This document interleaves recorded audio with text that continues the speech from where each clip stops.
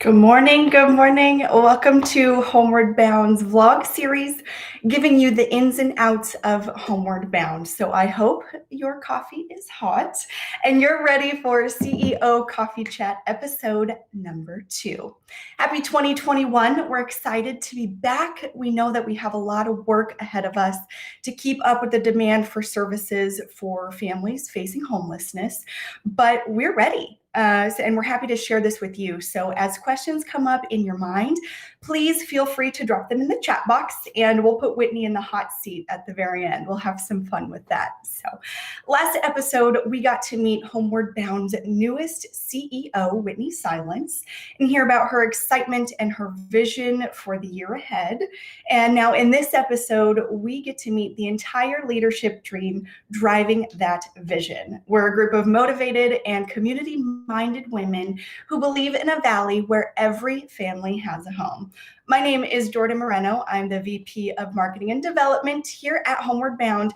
And joining me now is Chief Finance Officer Joan Johnson. Hi, Joan. Hi, good to be here. Yes, thank you. Joan, introduce yourself. How long have you been with the organization and describe your role a little bit?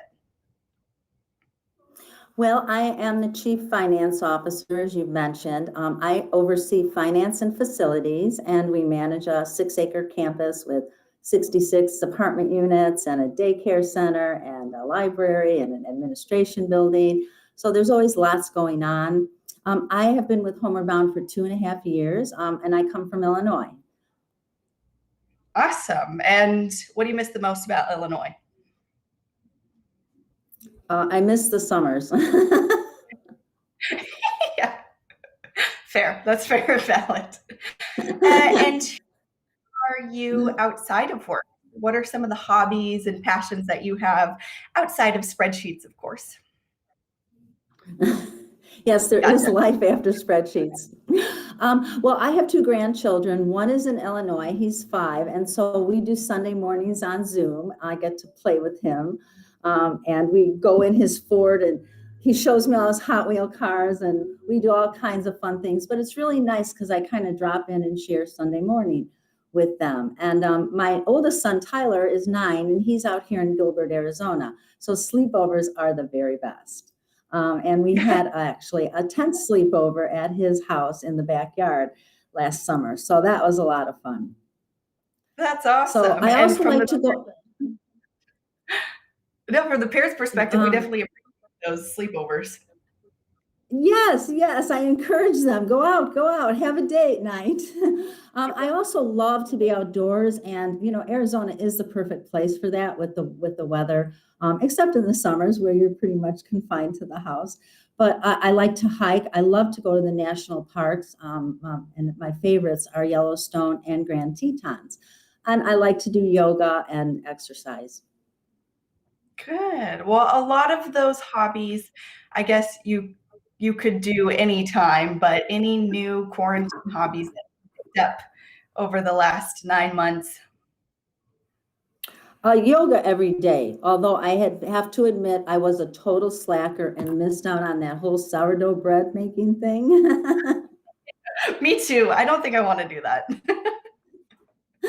Yes. Well, thank you, Joan, and thanks for being here. You're so valuable to this team, and thank you for your time this morning. Oh, thank you. It was a pleasure being here, and hello to everyone. It's a pleasure to meet everyone.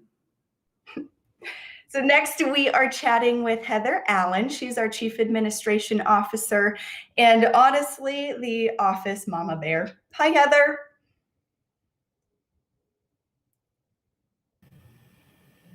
Hi, Heather. Good morning. It's so lovely to be here. Good morning, Heather. Tell us about you and what your role is within the organization. What do you do? I am the Chief Administrative Officer, and I've been with Homeward Bound for 5 years. I oversee HR, and I'm also our compliance officer, following our policies and procedures and making sure that our contracts are being adhered to. And what initially drew you to Homeward Bound? What initially drew me to Homeward Bound is the real difference that we were making in the community with homeless families. Our mission is very personal to me. My family, when my children were very young, was homeless. We were living in a hotel, and I struggled every week to pay that weekly rent, living out of, one bed hotel, having just a cooler and a pot to feed my children meals. I was one paycheck away from all of us living in our car. So the work we do is very personal to me, and I see myself in so many of the moms who are struggling, who come to us for help. And had it not been for a local nonprofit who helped us get into an apartment, I don't know where we would have been. It is incredibly personal for you and goes to show that family homelessness in particular could happen to anyone, and removing that stigma around it. Do you want to share a time that you felt extraordinarily inspired by some of the families on campus? I know that we see so many stories every day, and we're in it, so we get to see the faces that are impacted by the work that we do, but any that stand out to you? Well, being on the administrative side, I don't get that direct contact with our clients all the time, but I do enjoy the fact that I support the people who do. So, oh gosh, I think this was in 2019. Some of our clients were going through the GED program and had earned certificates in a portion of that program. All 5 of them had earned A's. And we went to a little ceremony for them, and the pride on those women's faces and how proud their children were of them. They were such an inspiration to their children. And it was such a wonderful reminder of what we do every day to change the lives of these families forever.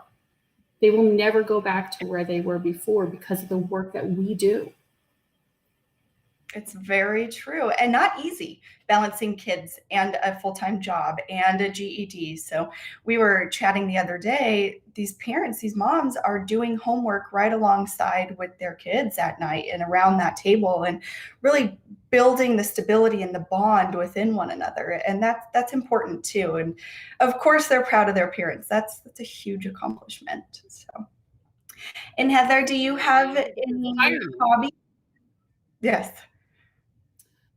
As Whitney will tell you, I have many hobbies. I'm a little bit of a craftaholic, and I've now enjoy doing that with my grandchildren as well. I am blessed to have 3 grandchildren who I spend lots of time with, and we have Nana craft days. So that's always a lot of fun.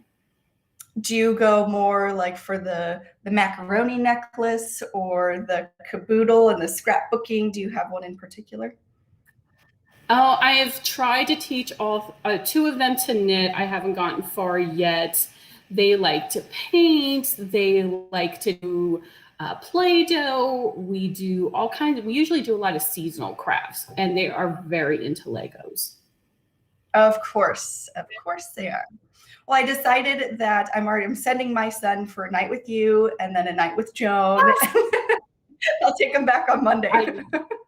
I'd love to have them. Well, thank you, Heather. Thank you for all the work that you do for our families and for sharing your very personal story this morning. And thank you. Thank you, Jordan. Next, we are going to chat with our Vice President of Programs, Trina Curry. Good morning, Trina. Good morning. How are you?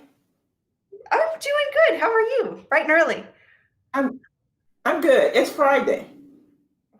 It's Friday. I know we definitely got those Friday feels in the air, and I'm quite all right with that. Trina, tell us about You kind of paused there for a minute. Sorry.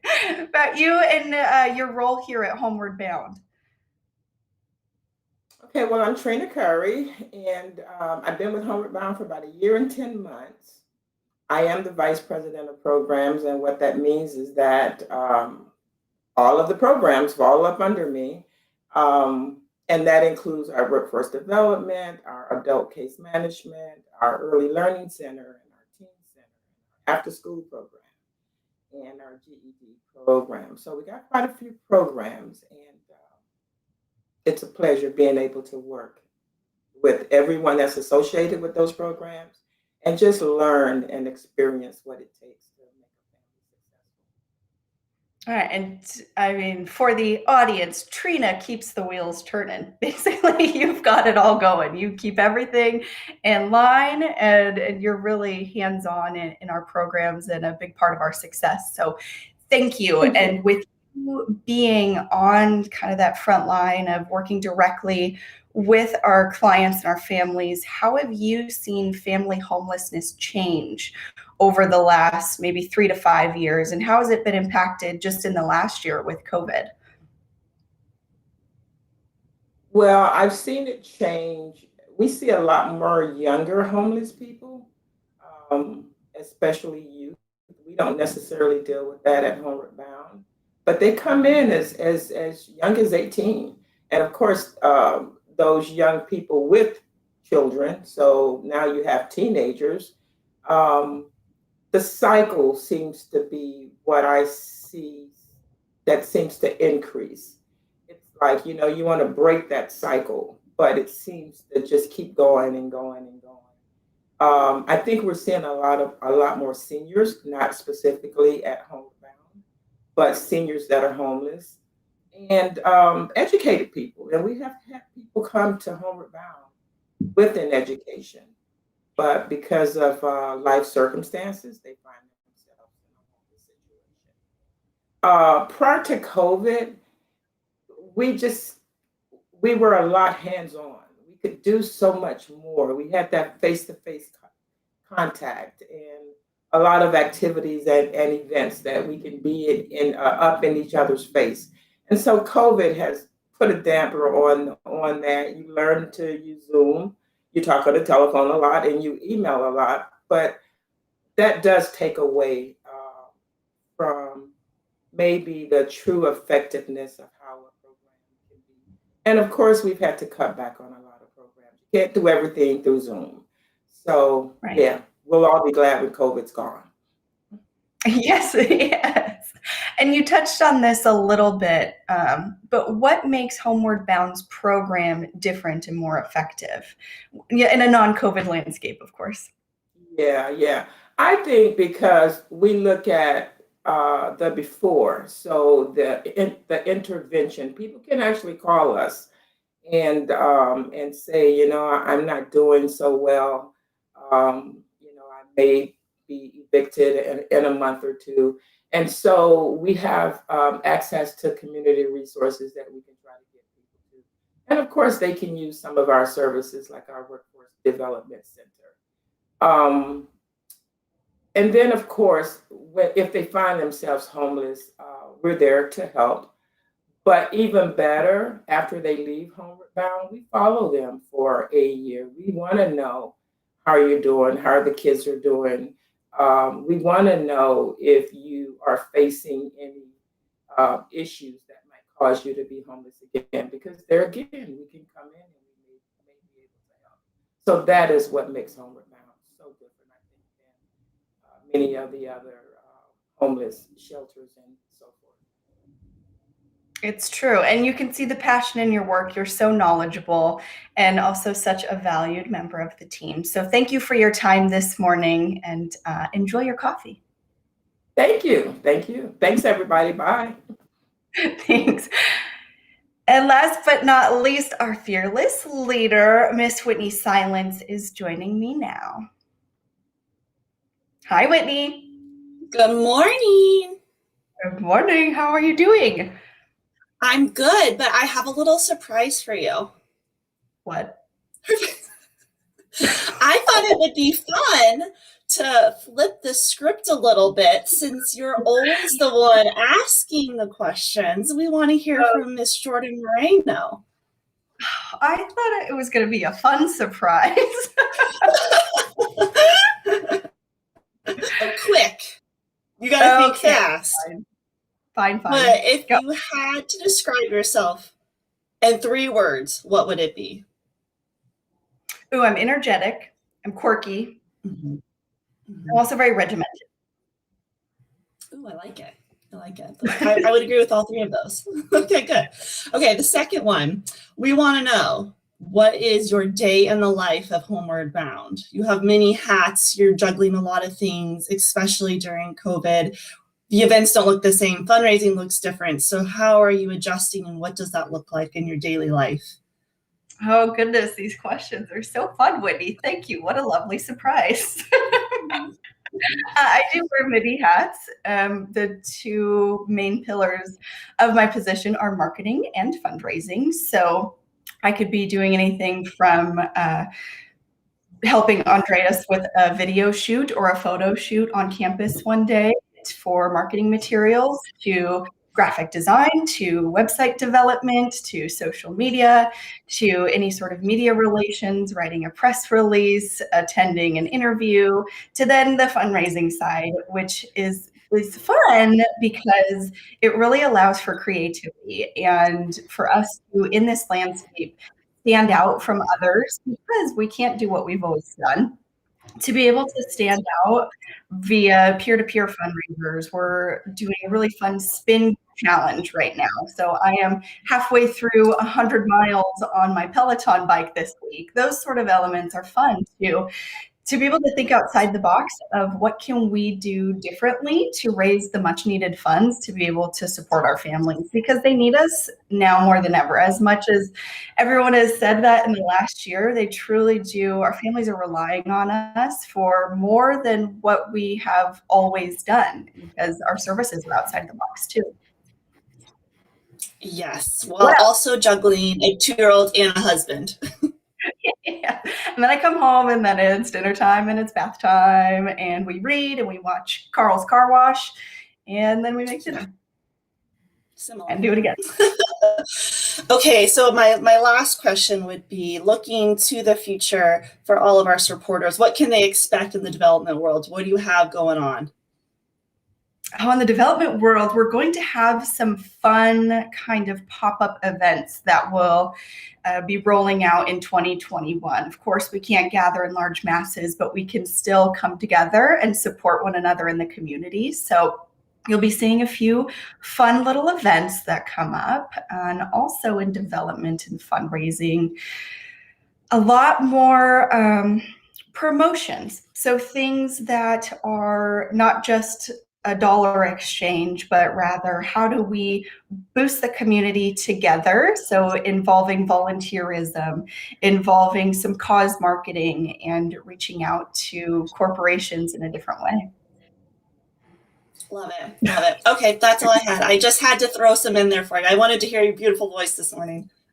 Thank you. Really appreciate that. So now you're back in the hot seat. We have tons of questions flying in. People want to know about you and your life. Where'd you come from? And what do you envision for the next year for Homeward Bound? Let's see. First part, I'm originally from Dallas, Texas, but have deep roots in Arizona since I was 12 years old. As many know, I met my husband in high school. We've been in the Valley ever since. Our friends are here, our family here. We intend to stay for the long haul. I came to Homeward Bound about 7 years ago, and I stayed because of the people. I mean, as everyone can see, the team is dynamic. They're passionate. It makes the job easy. I'm just here to support them. And then what does the future look like for Homeward Bound? Oh my goodness. As many know, that the need is great, especially with COVID. It always been, and now we're having to even pivot even more. But we have just the team to do it, and we're thinking outside the box of how do we help those families who are on the brink of homelessness from ever needing Homeward Bound's full complement of services, and working with the community partners in doing that and making sure we're aligning them with the resources that our partners are the experts in doing. And then also, how do we make sure while they're at Homeward Bound, we are having that 2-generational approach with the kids? And education is such a struggle for these kiddos. The parents are having to work, but the kids are at home. And so our youth services team is thinking outside the box there as well, and making sure we're working with the school districts and giving them the resources they need. And it takes a lot of pieces, but we're so proud of the work we've done. And because of it, our families are thriving. They're still working. They're increasing their wages despite the landscape we're in. And it's such important work. And as you may or may not have noticed, we are all female, and these female C-level positions, vice presidents. And what does it mean for you to be surrounded by other powerful women? And what might you think, what might you say to young women who are hoping to become a business executive?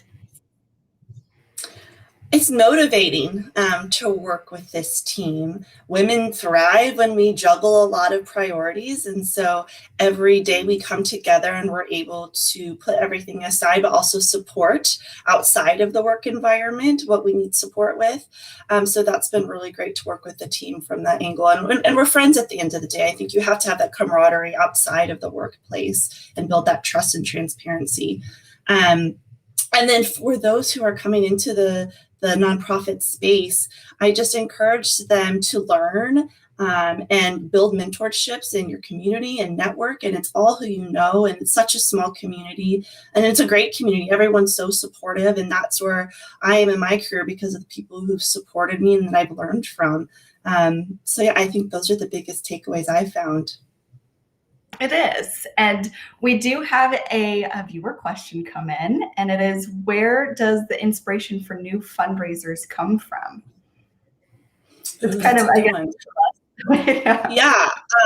you go first. I think that really is the origin of it. Is a lot of it are these kind of funky brainstorms that I'll go to Whitney and say, I'm obsessed with my Peloton. I wonder who else is. Or we're all really sick of being cooped up in the house. How can we get outside safely? And I think that a lot of it spurs from these kind of silly, lighthearted brainstorming sessions, kind of impromptu brainstorming sessions that as we dig deeper and deeper and start to mold it together and chip away the parts that we don't need, refine the parts that are working really well, that's kind of how they come to be. Yeah, I would agree with that. And I think we really look to our supporters on their feedback of what do they want to see? How do they want to be communicated to? How do they want to engage with Homeward Bound and our families? So I encourage anyone that is associated with Homeward Bound, let us know what you would like to see. We don't have all the ideas. And you get that lens sometimes. And so we're always open to fun, creative ideas. And so that's what makes Homeward Bound so great is we're always open to ideas and we love exploring new opportunities and we never say no. Right. And I think that's a big part of it is the willingness to think outside the box, the willingness to try something new because it's scary. And kind of fortunately and unfortunately in the last year, we've been forced to think outside the box. There's no longer a comfort zone of what is the norm. And so it's been kind of fun. It's been a fun challenge. So thank you for the question, Cheryl. That was fun. Whitney, any non-professional goals for 2021? Non-professional. Because of Heather and all her hobbies, I realized I probably need like a craft form of a hobby. I think it's great, especially like having a son. As you can see, his playroom, his toys are everywhere. It's great to have like a hobby of crafting with kids. So I think that's one of my goals is to be more crafty. So Heather, sorry in advance for all my questions. We're going to have like a grandma sleepover weekend, and then the boys can come back to us with all of the knowledge, and they can tell us how to craft and camp. Even better. Even better. When one little crazy one, if you were a fruit, what kind of fruit would you be? Ooh.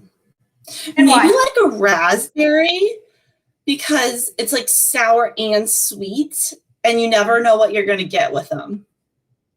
This is hard-hitting stuff. It tells a lot about you. I think that you're both. Well, thank you for your time today, and thank you for all of the viewers. Greg Boone says, keep up the great work from Save the Family. So thank you, Greg. Oh, and great partner. We love Save the Family. Yeah, thank you for everyone for tuning in and taking the time this morning. And we look forward to our next episode. All right. Thanks, everyone. Have a great weekend. Enjoy the rain. Yeah, hopefully it comes back. Yeah.